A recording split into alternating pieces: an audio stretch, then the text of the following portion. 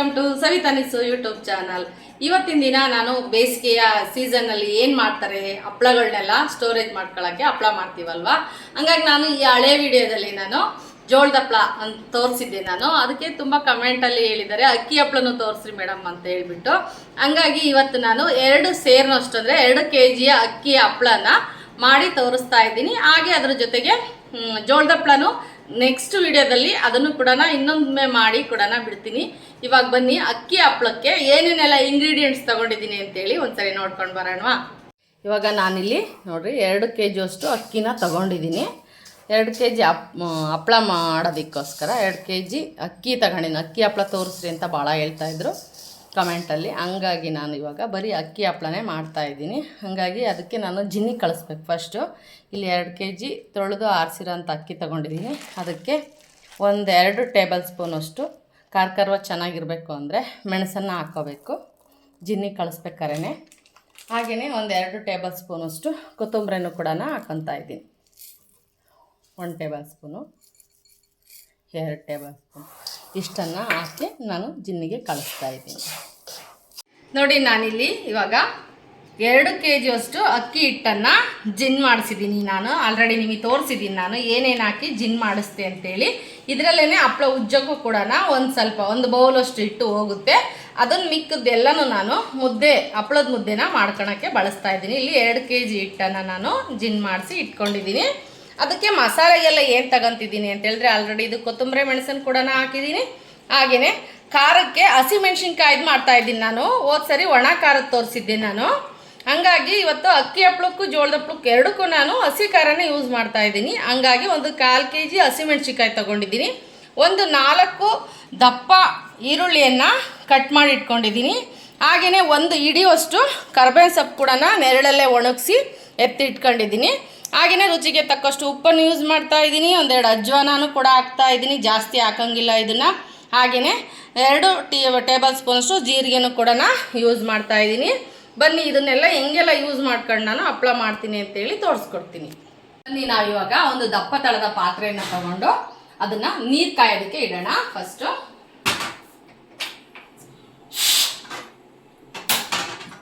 ಇವಾಗ ನಾವು ಸೇರಿಗೆ ಅಂದರೆ 1 kg ಹಪ್ಪಳಕ್ಕೆ 2 ಲೀಟ್ರ್ ನೀರಷ್ಟನ್ನು ಯೂಸ್ ಮಾಡ್ಬೋದು. ಇಲ್ಲಿ 4 kg ತಗೊಂಡಿರೋದ್ರಿಂದ ನಾನು ಅದರಲ್ಲಿ ಒಂದು ಅರ್ಧ ಲೀಟ್ರ್ ಕಮ್ಮಿ ಮಾಡಿ 3.5 ಲೀಟ್ರ್ ನೀರನ್ನು ಹೆಸರು ಇಡ್ತಾ ಇದ್ದೀನಿ ಅಂತ ಹೇಳ್ತೀನಿ. ಅಂದರೆ ನೀರನ್ನು ಮಳ್ಳೋದಕ್ಕೆ ಇಡ್ತೀನಿ. 1 ಆಯಿತು, 2,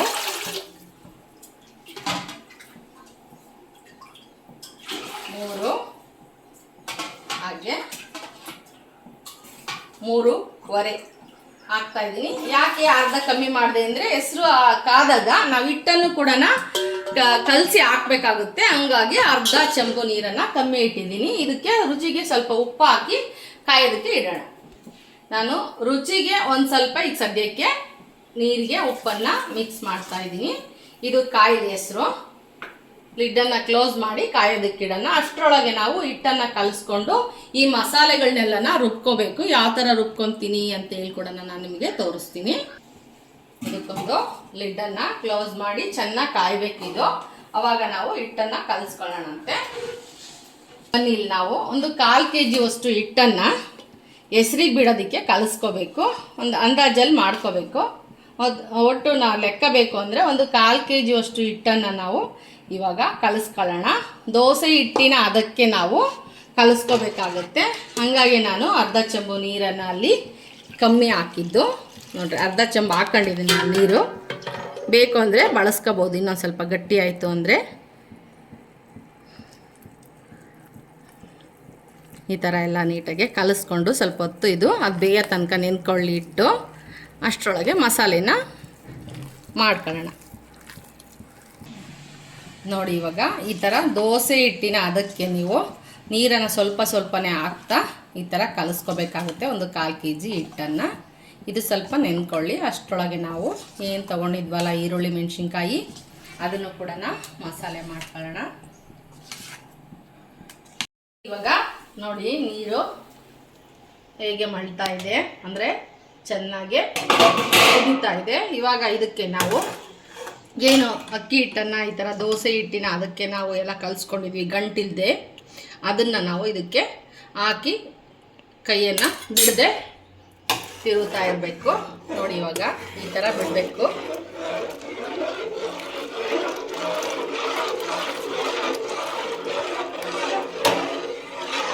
ನೋಡಿ ಇದು ಕುದ್ರೆ ಎಷ್ಟು ಗಟ್ಟಿ ಆಗುತ್ತೆ. ಇದು ಚೆನ್ನಾಗಿ ಕುದೀಲಿ, ಅಷ್ಟರೊಳಗೆ ಮಸಾಲೆಯ ರುಬ್ಕೊತೀನಿ. ಥಿಕ್ನೆಸ್ ಆಗುತ್ತೆ. ಇದು ಅತಿ ಗಟ್ಟಿ ಆದರೆ ಲೂಸಾಗಿ ಬೇಯಲ್ಲ, ಹಂಗಾಗಿ ಇದು ಕೂಡ ಬೆಂದು ದೋಸೆ ಹಿಟ್ಟಿನ ಅದಕ್ಕೆ ಬರುತ್ತೆ. ಅಷ್ಟು ಕುದಿಬೇಕು. ಕುದೀಲಿ ಇದು. ಅಷ್ಟರೊಳಗೆ ಬನ್ನಿ ರೆಡಿ ಮಾಡ್ಕೊಳ್ಳೋಣ. ಹೀಗೆ ನಾವು ಈರುಳ್ಳಿ ಎಲ್ಲನ ನುಣ್ಣಗೆ ಪೇಸ್ಟ್ ಮಾಡ್ಕೊಳ್ಳೋಣ. ಆಮೇಲೆ ಕರ್ಬೇವಿನ ಸೊಪ್ಪು, ಮೆಣಸಿನ್ಕಾಯಿ ಅತಿ ನುಣ್ಣಗೆ ಬೇಡ, ಸ್ವಲ್ಪ ಗ್ರೀನ್ ಕಾಣೋ ಥರ ಮಾಡ್ಕೊಳ್ಳೋಣ. ಇವಾಗ ಫಸ್ಟು ನಾನು ಈರುಳ್ಳಿನ ನುಣ್ಣಗೆ ಪೇಸ್ಟ್ ಮಾಡ್ತಾಯಿದ್ದೀನಿ. ಇಲ್ಲಿ ನಾನು ಹುಳಿ ಏನು ಯೂಸ್ ಮಾಡ್ತಾಯಿಲ್ಲ. ಅಕ್ಕಿ ಹಪ್ಪಳಕ್ಕೆ ಹುಳಿಯ ಅವಶ್ಯಕತೆ ಇಲ್ಲ. ಬೇಕು ಅಂದರೆ ನೀವು ನಿಂಬೆಹಣ್ಣು ಒಂದೆರಡನ್ನು ಹಾಕ್ಕೋಬೋದು. ನಾನಿಲ್ಲಿ ಹಾಕ್ತಾಯಿಲ್ಲ. ಇವಾಗ ಇದನ್ನು ನುಣ್ಣಗೆ ಪೇಸ್ಟ್ ಮಾಡ್ಕೊತೀನಿ. ನೋಡಿ ಈ ಥರ ನಯಸ್ಸಾಗಿ ಪೇಸ್ಟ್ ಮಾಡಿಕೊಂಡು ಇದಕ್ಕೆ ನಾನು ಕರ್ಬೇವಿನ ಸೊಪ್ಪು ಮತ್ತು ಮೆಣಸಿನ್ಕಾಯಿ ಕೂಡ ಮುರಿದು ಹಾಕ್ಕೊಂಡ್ರೆ ಬೇಗನೆ ಆಗುತ್ತೆ ಅಂತೇಳಿ ನಾನು ಇಲ್ಲಿ ಎಲ್ಲ ಮೆಣಸಿನ್ಕಾಯಿ 1/4 kg ಮೆಣಸಿನ್ಕಾಯಿನೂ ಕೂಡ ಮುರಿದು ಹಾಕ್ತಾಯಿದ್ದೀನಿ.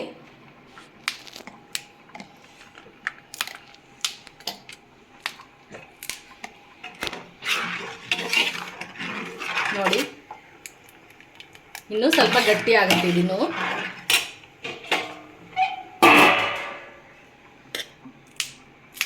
ಇದೆಲ್ಲ ಮುರ್ಕೊಂಡು ಹಾಕೋಣ. ಇದನ್ನು ತರಿಯಾಗಿ ಲೈಟಾಗಿರ್ಬೇಕು. ತರಿ ಅಂದರೆ ದಪ್ಪ ಇರಬಾರ್ದು. ಬನ್ನಿ ಇದನ್ನು ತರಿಯಾಗಿ ಮಾಡ್ಕೊಳ್ಳೋಣ. ಆಮೇಲೆ ಕರ್ಬೇವಿನ ಸೊಪ್ಪು ಕೂಡ ಯೂಸ್ ಮಾಡೋಣ ಅಂತ. ಇದರೊಳಗೇ ಒಟ್ಟಿಗೆ ಕರ್ಬೇವಿನ ಸೊಪ್ಪು ಕೂಡ ಹಾಕ್ಕೊಂಡು ಮಿಕ್ಸಿ ಮಾಡ್ಕೊಳ್ಳೋಣ. ಬೇಕು ಅಂದರೆ ಸ್ವಲ್ಪ ನೀರನ್ನು ನಾವು ತಗೊಂಡು ಸ್ವಲ್ಪ ಹಾಕ್ಕೊಳ್ತಾ ಮಾಡ್ಕೊಳ್ಳೋಣ ಮಿಕ್ಸಿ. ಸ್ವಲ್ಪ ನೀರು ಕೂಡ ಯೂಸ್ ಮಾಡ್ತಾ ಇದ್ದೀನಿ. ಈ ರೀತಿಯಾಗಿ ಎಲ್ಲನೂ ಒಂದು ಸರ್ತಿ ಪೇಸ್ಟ್ ಮಾಡ್ಕೊಂಡು ನಾವು ಒಂದು ಬೌಲಿಗೆ ಹಾಕಿ ನೀಟಾಗಿ ಮಿಕ್ಸ್ ಮಾಡಿ ಇವಾಗ ಏನು ಕುದೀತಾ ಇದೆಯಲ್ಲ ಆ ಹೆಸರಿಗೆ ಹಾಕೋಣ.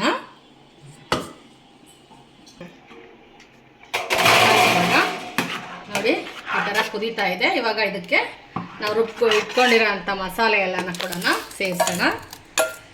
ಇದು ಇನ್ನೊಂದು ಸರ್ತಿ ಎಲ್ಲ ನೀಟಾಗಿ ಕುದೀಲಿ. ಎಲ್ಲನ ಕುಡ್ಕೊಂಡು ಇದಕ್ಕೆ ನಾನು ಉಪ್ಪು ಮತ್ತು ಏನೆಲ್ಲ ಬಾಕಿ ಇಂಗ್ರೀಡಿಯೆಂಟ್ಸ್ ಬೇಕೋ ಅದನ್ನೆಲ್ಲನೂ ಸೇರಿಸ್ತೀನಿ. ನಾನಿಲ್ಲಿ ಹಪ್ಪಳದ ಖಾರ ಯೂಸ್ ಮಾಡ್ತಾ ಇಲ್ಲ, ಬೆಳ್ಳುಳ್ಳಿ ಯೂಸ್ ಮಾಡ್ತಾ ಇಲ್ಲ, ಹುಣಸೆ ಹಣ್ಣನ್ನು ಯೂಸ್ ಮಾಡ್ತಾ ಇಲ್ಲ. ಕಾರಣ ಅಕ್ಕಿ ಹಪ್ಪಳಕ್ಕೆ ಅದೆಲ್ಲ ಅವಶ್ಯಕತೆ ಇಲ್ಲ.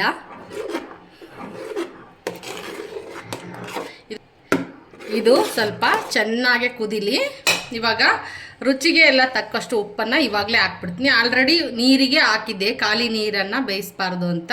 ಇವಾಗ ನೋಡಿ 1 kgಗೆ ಇಷ್ಟು 1 ಮುಷ್ಟಿ ಅಂತ ಹೇಳ್ತಾರೆ ಲೆಕ್ಕಕ್ಕೆ. 1 ಮುಷ್ಟಿ 1 kg ಅಥವಾ 1 ಸೇರು ಹಪ್ಪಳಕ್ಕೆ ಅಂತೇಳಿ ನಾನಿಲ್ಲಿ ಹಾಕ್ತಾಯಿದ್ದೀನಿ. ನೋಡಿರಿ 1 ಮುಷ್ಟಿ. 2ನೇ ಮುಷ್ಟಿನ ಸ್ವಲ್ಪ ಲೂಸಾಗಿ ಹಾಕ್ತಾಯಿದ್ದೀನಿ. ಆಗಲೇ ಸ್ವಲ್ಪ ಯೂಸ್ ಮಾಡಿದ್ನಲ್ಲ, ಹಂಗಾಗಿ ಇಷ್ಟು 2 kg ಹಪ್ಪಳಕ್ಕೆ. ಬೇಕು ಅಂದರೆ ನೀವು ಸ್ವಲ್ಪ ಸ್ಪೂನಲ್ಲಿ ಗಂಜಿನ ಕುಡಿದು ಬಿಟ್ಟು ನೋಡಿರಿ, ನಿಮಗೆ ಬೇಕು ಸಪ್ಪೆ ಆಗುತ್ತೆ ಅನ್ನಂಗಿದ್ರೆ ಒಣಗಿದ ಮೇಲೆ ಉಪ್ಪು ಕಾಣುತ್ತೆ, ಫಸ್ಟೇ ಕಾಣಲ್ಲ. ಹಂಗಾಗಿ ನೋಡಿಕೊಂಡು ಉಪ್ಪನ್ನು ಹಾಕಬೇಕು. ಆಮೇಲೆ ಬೇಕಂದರೆ ಯೂಸ್ ಮಾಡಿರಿ ನೀವು ಟೇಸ್ಟ್ ನೋಡಿ. ನೋಡಿ ಈ ಥರ ಕಲರ್ಫುಲ್ಲಾಗಿ ಕಾಣುತ್ತೆ ಅಂತೇಳಿ ನಾನು ಕರ್ಬೇವಿನ ಸೊಪ್ಪು ಮೆಣಸಿನ್ಕಾಯಿನ ಲೈಟಾಗಿ ತರಿ ಕೊಟ್ಟಿದ್ದೀನಿ. ಅಮ್ಮ ನನಗೊಂದು ಡೌಟ್. ಏನು? ಸಂಡ್ಗೆನ ಹಿಂಗೆ ಮಾಡೋದ? ಸಂಡ್ಗೆ ಬ್ಯಾಟರ್ ಹಿಂಗೆ ಇರುತ್ತಲ್ಲ, ಸಂಡ್ಗೆ ಈ ಥರನೇ ಲಾಸ್ಟಿಗೆಲ್ಲನೂ ಜೀರಿಗೆ ಅದೆಲ್ಲ ಏನು ಹಪ್ಳಕ್ಕೆ ಹಾಕ್ತೀವೋ ಹಂಗೆ ಹಾಕ್ಬೇಕಾದ್ರೆ ಹಾಕ್ಕೋಬೇಕಾದ್ರೆ, ಒಣಗಾಕ್ಬೇಕಾದ್ರೆ ಜೀರಿಗೆ ಏನು ಹಾಕೊಳ್ಳೋದಾದರೆ ಆ ಟೈಮಲ್ಲಿ ಹಾಕ್ಕೋಬೇಕು. ಇದನ್ನು ನಾವು ಹಪ್ಳದ ಕೂಡಿಸ್ಬೇಕಾದ್ರೆ ಜೀರಿಗೆ ಹಾಕ್ತೀವಿ, ಅಷ್ಟೇ ವ್ಯತ್ಯಾಸ. ಇನ್ನು ಸ್ವಲ್ಪ ತಿಕ್ಕಾಗಿ ಬೇಯಿಸ್ಕೋಬೇಕಷ್ಟೆ. ಮತ್ತು ಇನ್ನೊಂದು ಡೌಟ್ ಏನಂದರೆ, ಏನು ಹಂಗೆ ದೋಸೆ ತರ ಹಿಂಗ್ ಹಾಕ್ತಿವಲ್ಲ, ಅದು ಅದೇ ಯಾವ ತರ? ಅವೇ ಹಪ್ಪಳ, ದೋಸೆ ಹಿಟ್ಟಿನ ತರ ತೋರಿಸಿದೀನಲ್ವಾ ನಾನು, ಅವೇ ಹಪ್ಪಳನ ರವೆಲ್ ಮಾಡೋದನ್ನ. ಮತ್ತೆ ಇದು ಶೀಟ್ ಮೇಲೆ ನಾವ್ ಹಿಂಗೆ 1 ಸ್ಪೂನ್ ಹಾಕಿ ಹಿಂಗೆ ಇದನ್ನ ಮಾಡ್ತೀವಲ್ಲ, ಅದನ್ನು ಇದೇ ಬ್ಯಾಟರ್ ಅಲ್ಲಲ್ಲ, ಹಿಟ್ಟನ್ನು ಕಲಸ್ಕೋಬೇಕು. ಹಸಿ ಹಿಟ್ಟನ್ನು ಕಲಸ್ಕೊಂಡು ಬಟ್ಟೆ ಕಟ್ಕೊಂಡು ಅದ್ರ ಮೇಲೆ ಇಡ್ತಾರೆ ಅಥವಾ ಸ್ಟ್ಯಾಂಡಿಗೂ ಹಾಕ್ತಾರೆ. ಇವಾಗ ಚೆನ್ನಾಗಿ ಕುದ್ದಿದೆ. ಇವಾಗ ಇದನ್ನ ಕೂಡ್ಸೋಣ. ಇದೆಲ್ಲ ಒಂದು ಸರ್ತಿ ಅಂದ್ಕೋಬೇಕೆಲ್ಲ ಸಿಡಿಯುತ್ತೆ, ಹುಷಾರಾಗಿ ಕೂಡಿಸ್ಬೇಕು.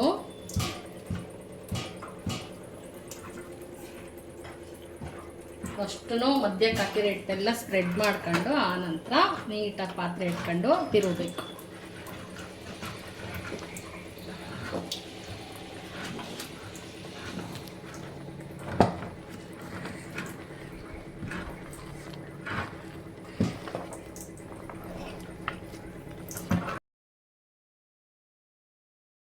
ಈ ಥರ ಎಲ್ಲ ಕೂಡಿಸ್ಕೊಳ್ರಿ. ನಿಮ್ಮ ಸಪ್ರೇಟ್ ಒಲೆ ಇದ್ದರೆ ಹೊರಗೂ ಕೂಡ ಮಾಡ್ಕೋಬೋದು. ನಾನು ಸ್ಟವಲ್ಲೇ ಮಾಡಿದ್ದೀನಿ.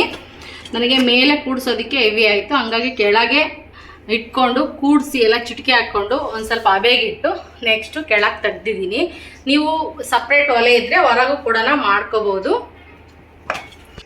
ಈ ಥರ ಎಲ್ಲ ಕೂಡಿಸ್ಕೊಂಡು ಚಿಟಿಕೆ ಹಾಕ್ಕೊಂಡು, ಅಂದರೆ ಎಲ್ಲ ಗಂಟು ಏನಾದರೂ ಚಿಕ್ಕ ಪುಟ್ಟದಿದ್ದರೆ ಎಲ್ಲ ತಕ್ಕೊಂಡು ಮುದ್ದೆ ಮಾಡ್ಕೊಂಡು ಒಂದು ಬೇಸನ್ಗೆ ಹಾಕಿ ಒಂದು ಬಟ್ಟೆನ ಹಿಂಡಿ ತಣ್ಣೀರು ಬಟ್ಟೆನ ಹಾಕ್ಕೊಳ್ರಿ. ಯಾಕಂದರೆ ಮೇಲೆ ಒಣಗ್ದಂಗೆ ಆಗಿಬಿಡುತ್ತೆ, ಆವಾಗ ಚೆನ್ನಾಗಾಗಲ್ಲ. ಹಪ್ಪಳ ಉಜ್ಜಬೇಕಾದ್ರೆ ಸಣ್ಣ ಸಣ್ಣಗೆ ಉರುಳಿನ ಚೆನ್ನಾಗಿ ನಾದ್ಕೊಂಡು ನೀವು ಉರುಳಿನೂ ಕೂಡ ಮಾಡ್ಕೋಬೋದು. ನೋಡಿರಿ, ಈ ಥರ ಮಾಡಾಕಂತೀನಿ ನಾನು. ಒಂದೊಂದು ಸರಿ ಏನು ಉರುಳಿಗೆ ತೊಗೊತೀನ ಆ ಥರ.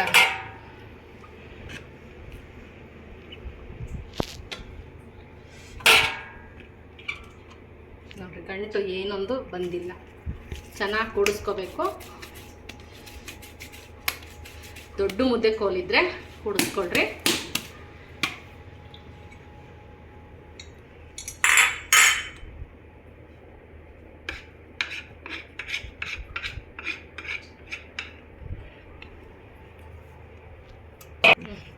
ಎಲ್ಲ ಮುಗಿಸಿ ಎಷ್ಟು ಮುದ್ದೆಗಳಾಗಿದ್ದಾವೆ ಅಂತೇಳಿ ತೋರಿಸ್ತೀನಿ. ನೋಡಿ, ಈ ಥರ ನಾನು ಮುದ್ದೆಗಳನ್ನು ಕಟ್ಕೊಂಡಿದ್ದೀನಿ.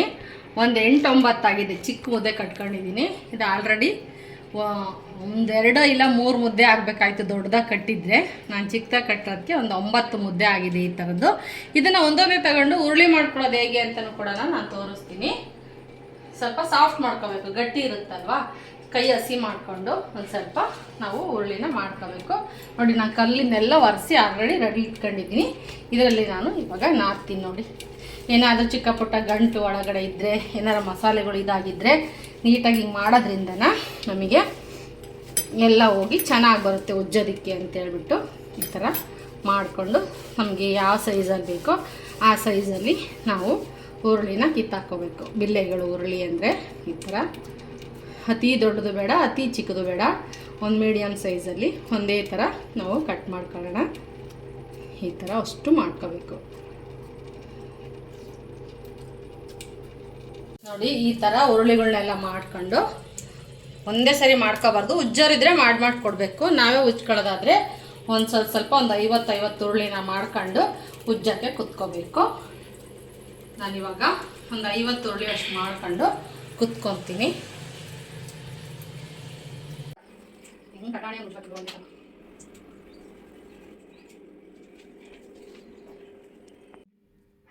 ನೋಡಿ, ಈ ರೀತಿಯಾಗಿ ನಾವು ಉರುಳಿಯನ್ನು ಮಾಡಿಕೊಂಡು ಒಂದ್ಸರಿಗೆ ನಾವೇ ಮಾಡ್ಕೊತೀವಿ ಅಂದರೆ ಈ ಥರ ಮಾಡಿ ಹಾಕ್ಕೊಂಡು ಒಂದು 50 ಹಪ್ಪಳ ಆದಾಗಲೇ ಮೇಲೆ ಒಣಗಾಕ್ಕೊಂಡು ಬಿಡಬೇಕು. ಯಾಕೆ ಹಸಿ ಹಪ್ಪಳ ಆಗಿರೋದ್ರಿಂದ ಇದು ನೆನ್ಕೊಂಬಿಟ್ರೆ ತೆಗಿಯೋಕ್ಕಾಗಲ್ಲ. ಹಾಗಾಗಿ ಒಂದೊಂದು ಸ್ಟೆಪ್ ಬೈ ಸ್ಟೆಪ್ ಹೋಗಿ ಹಾಕ್ಕೊಡ್ಬೇಕು. ಈ ರೀತಿಯಾಗಿ ನಾನು ಲೈನ್ಗೆ ಹಾಕಿಲ್ಲ, ಟೆರೆಸ್ ಮೇಲೆ ತಗೊಂಡೋಗೋದ್ರಿಂದ ಮತ್ತೇನಾದರೂ ಪಲ್ಟಿ ಹೊಡಿತೇವೆ ಅಂತೇಳಿ ಸ್ಪ್ರೆಡ್ ಮಾಡೇ ಹಾಕಿದ್ದೀನಿ. ಒಂದು ಪೇಪರ್ ಹಾಕಿ ಮರದಲ್ಲಿ ಹಾಕಿದ್ದೀನಿ. ಈ ರೀತಿಯಾಗಿ ಹಪ್ಪಳ ಮಾಡ್ಕೋಬೇಕು. ಬನ್ನಿ, ನಾವು ಹೇಗೆ ಒಣಗಾಕ್ತೀವಿ ಮತ್ತು ಅವೆಲ್ಲ ಒಣಗಿದ ಮೇಲೆ ಹೆಂಗಾಗುತ್ತೆ ಅಂತ ಎಲ್ಲನೂ ಕೂಡ ನಾನು ನಿಮ್ಮ ಹತ್ರ ಹಂಚ್ಕೋತೀನಿ. ಈ ರೀತಿಯಾಗಿ ಉಜ್ಕೋಬೇಕು.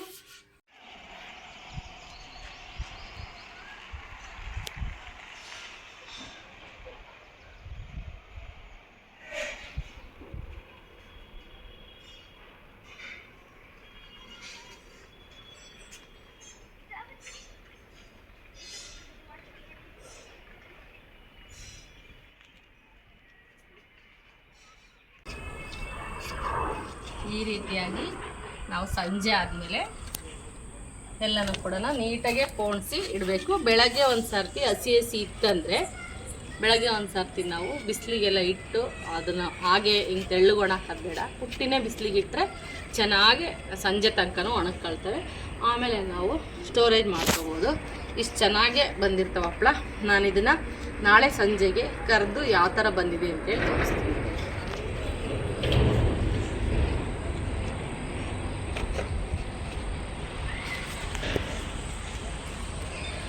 ನಾನು 2 kg ಅಕ್ಕಿ ಹಪ್ಪಳ ಟೋಟಲ್ ನಮ್ಮದು ಮೀಡಿಯಮ್ ಸೈಜಲ್ಲಿ ಈ ಸೈಜಲ್ಲಿ ಮಾಡಿದ್ದೀನಿ. ಎಲ್ಲನ 180 ಹಪ್ಪಳಗಳು ಆಗಿದ್ದಾವೆ. ನೀವು ಉರುಳಿ ಕೀಳೋದ್ರ ಮೇಲೆ ಇದಾಗುತ್ತೆ, ತುಂಬ ಚೆನ್ನಾಗಿರ್ತವೆ. ಹಾಗೆ ನಾವು ಚಿಕ್ಕವರು ಇರುವಾಗ ಒಣಕ್ಕೆ ಕೊಟ್ಟರೆ ಹಸಿ ಹಪ್ಪಳನೇ ತಿಂತಾಯಿದ್ವಿ, ಅಷ್ಟು ಚೆನ್ನಾಗಿರ್ತವೆ ಹಪ್ಪಳ ಮಾತ್ರನ. ಇದರಲ್ಲೂ ಅಕ್ಕಿ ಹಪ್ಪಳಕ್ಕಿಂತ ಜೋಳದ ಹಪ್ಪಳನೂ ಚೆನ್ನಾಗಿರ್ತವೆ. ಭಾಳ ಕೇಳ್ತೀರ ಅಂತೇಳಿ ಅಕ್ಕಿ ಹಪ್ಪಳನೂ ಕೂಡ ನಾನು ತೋರಿಸಿದ್ದೀನಿ, ಅಷ್ಟೇ ಚೆನ್ನಾಗಿ ಕೂಡ ಬಂದಿದ್ದಾವೆ. ಎಣ್ಣೆಗೆ ಹಾಕಿ ನೋಡೋಣ ಯಾವ ಥರ ಬಂದಿದೆ ಅಂತೇಳಿ. ನಾಳೆ ಒಂದು ದಿವಸ ಇದು ಹೀಗೆ ಪುಟ್ಟಿಯಲ್ಲೇ ಒಣಗಬೇಕು. ಇಷ್ಟು ಹಪ್ಪಳ ಆಗಿದೆ ನೋಡಿ. ನಾವು ಅಕ್ಕಿ ಹಪ್ಪಳ ಮಾಡಿದ್ವಲ್ವ, ನೆನ್ನೆನೂ ಒಣಗಿದೆ, ಇವತ್ತೂ ಕೂಡ ಒಣಗಿದ್ದಾವೆ. ಬರ್ರಿ ಇವಾಗ ಅದು ಕರೆದು ತೋರಿಸ್ತೀನಿ ಯಾವ ಥರ ಬಂದಿದೆ, ಯಾವ ಥರ ಸಾಫ್ಟಾಗಿದೆ ಅಂತೇಳಿ ನೋಡ್ತೀರಾ. ಬನ್ನಿ ಕರಿತೀನಿ ನೋಡಿ. ಈ ಥರ ಇಷ್ಟು ಚೆನ್ನಾಗಿ ಒಣಗಿದೆ, ಹಿಂಗೆ ಒಣಗಬೇಕು. ಇವತ್ತೆಲ್ಲ ಇದನ್ನು ಒರೆಸಿ ಒಂದು 2 ದಿವಸ ಪುಟ್ಟಿಲ್ಲೇ ಬಿಟ್ಟು ಆಮೇಲೆ ನಾವು ಸ್ಟೋರೇಜ್ ಮಾಡಬೇಕು. ಇವಾಗ ನೋಡಿ ಎಣ್ಣೆ ಕಾದಿದೆ, ಅಷ್ಟು ಒಂದು ಸ್ವಲ್ಪ ನೋಡ್ತೀನಿ. ಕಾದಿದೆ, ಇವಾಗ ಎಣ್ಣೆ ಹಾಕ್ತೀನಿ ನೋಡಿ.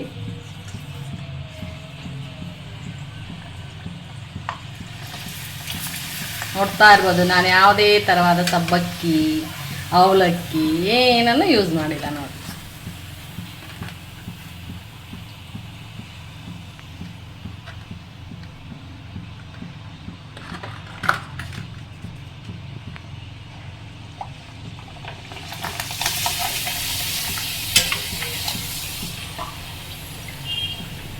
ನೋಡಿ ಎಷ್ಟು ಚೆನ್ನಾಗಿ ಪಾಪಡ್ ಥರ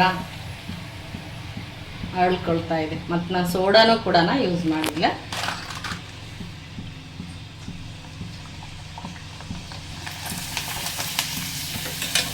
ವಾವ್, ಸೂಪರ್. ಇವಾಗ ಟೇಸ್ಟ್ ನೋಡೋಣ.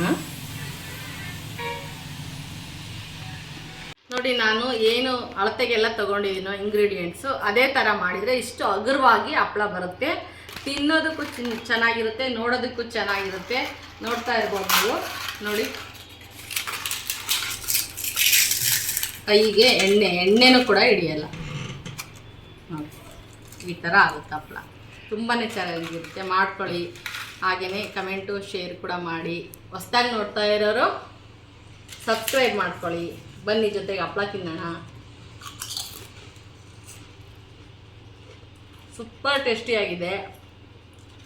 ನಿಮಗೆಲ್ಲ ನಾನು ಮಾಡಿರೋ ವಿಡಿಯೋ ಇಷ್ಟ ಆದರೆ ಒಂದು ಲೈಕ್ ಮಾಡಿ, ಶೇರ್ ಮಾಡಿ, ಕಮೆಂಟ್ ಮಾಡಿ. ಹಾಗೆ ಹೊಸ್ದಾಗಿ ನೋಡ್ತಿರೋರು ಸಬ್ಸ್ಕ್ರೈಬ್ ಮಾಡ್ಕೊಳ್ಳಿ.